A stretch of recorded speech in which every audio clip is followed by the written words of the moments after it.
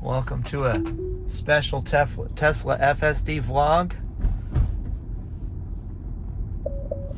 We are officially on 12.3. Let's see what this neural net thing is all about.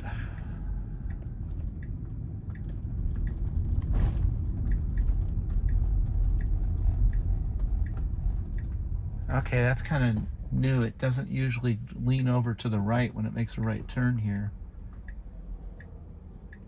I think we're gonna have to tell it to make it go. I'm giving it an accelerator because it's trying to be overly cautious. We have a speed problem because it doesn't know the speed limit is 45 in this area. So I gotta crank the wheel up there a little bit. I told it to go 50, it's going 44. A little faster. I've tapped the accelerator.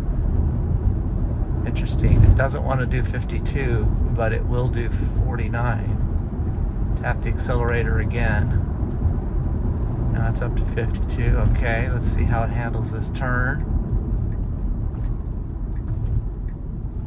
Sticking to the outside line. I have the wrong glasses on. How are you all doing today? I gotta admit that I'm really excited to try out this new version of full self-driving. 11.4.9, I stopped shooting videos because it felt too redundant. And it drove me every day. I've had full self-driving now for about 9 months, and every day I use it. For something as stupid as going to the gym. I got a bus in front of me, a stinky old bus. So I'm going to turn on the recirculating air so I don't have to smell it. But I let it drive me everywhere every day. I knew what it would do wrong. I knew what it would do right. I've driven it a couple hours up to in LA traffic and back. A couple weeks ago, I did that 3 days. Did an amazing job. One of the things that I haven't mentioned is I don't have the voice turned on for the navigation. And one of the things you'll notice in my videos, you never hear the navigation talk. And that's because the FSD actually handles all the lane changes and getting out of carpool lanes and getting into carpool lanes and freeway interchanges and exits, off ramps, street traffic turns and everything else, you know, just like it's supposed to. But when you have that feature going, you don't need the navigate. Ooh, that's interesting. It kind of creeped over that line there a little bit. Normally it's pretty precise with which lane it goes into. So basically what happens is that when the car knows where it's going, it just starts initiating safely the maneuvers that are necessary to make those changes in your travel, changing freeways, changing lanes, etc. It knows when to exit the carpool lane. So it has saved me a lot of noise that I have to deal with and confusion. So what would happen is every time the car would put on a turn signal, I'd look at the dashboard here and I'd say, okay, what are we doing? Oh, we're changing freeways. And I have to admit, that was kind of relaxing now that I think about it for the last 9 months, that I'm not trying to listen to the navigation tell me you need to get on the northbound 405 in 2.5 miles, and then trying to figure out what that translates to as far as the lanes and especially when you go through a complicated area like LA, where it's not the right lane, it's the second to the right lane that goes on the freeway that you want to go on in some cases. So, and then the lines are on there, you know, which lane you should be in, so it's kind of nice. So that was a gentle takeoff back there. We're still not quite getting to the right speed for what we should be doing. Around here, you need to be going at least 5 miles an hour over the speed limit, otherwise you aggravate some people. So we're going to be making a right turn up here in a little while. Usually at 1 mile almost exactly it'll get over. Hasn't done that yet, which is fine. I wouldn't really recommend it anyway because you'd go behind a car as opposed to taking the open lane. So we'll see what happens here. So yeah, it's been 9 months with the full self-driving taking me virtually everywhere I want to go. I don't do it for the vlog. I do it for myself. I actually feel safer having the car do the driving. I feel that the only downside that I've experienced in all this time with the FSD versions, I was up to 11.4.9 if I didn't mention that already. The only downside I felt is it embarrasses you. It's safe, but it's embarrassing sometimes.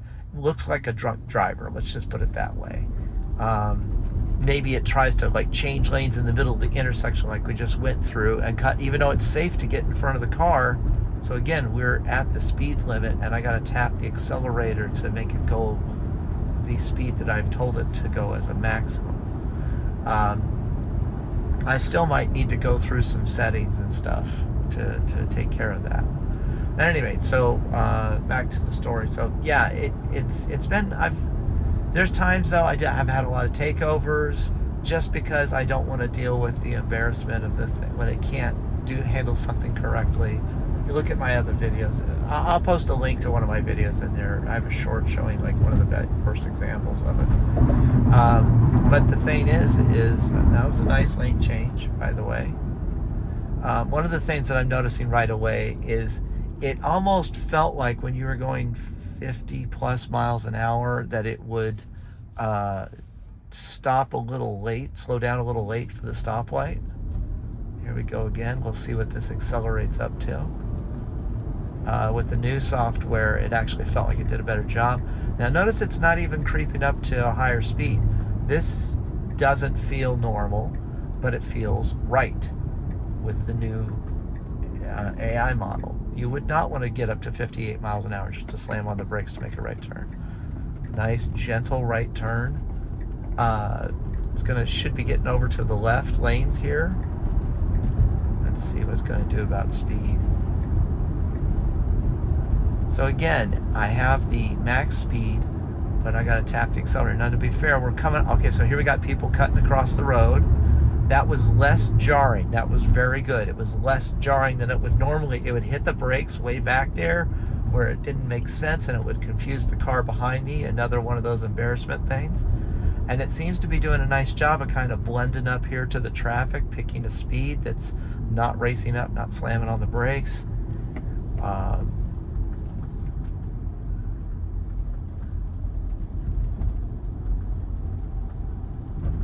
Now we're going to be making a left turn in about half a mile, less than half a mile.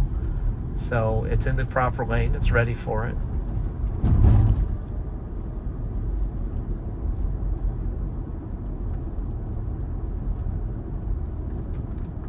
Wait to see what it's going to do here. It's nice because it normally brakes really far. Oh, it actually even started to feel confident that that guy was going to make a left turn, and it did not.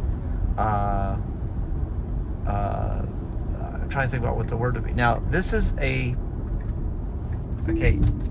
shortcut that we need to take to where we're going, because otherwise we have to wait for a lot of left turns. We're going to activate the FSD in here.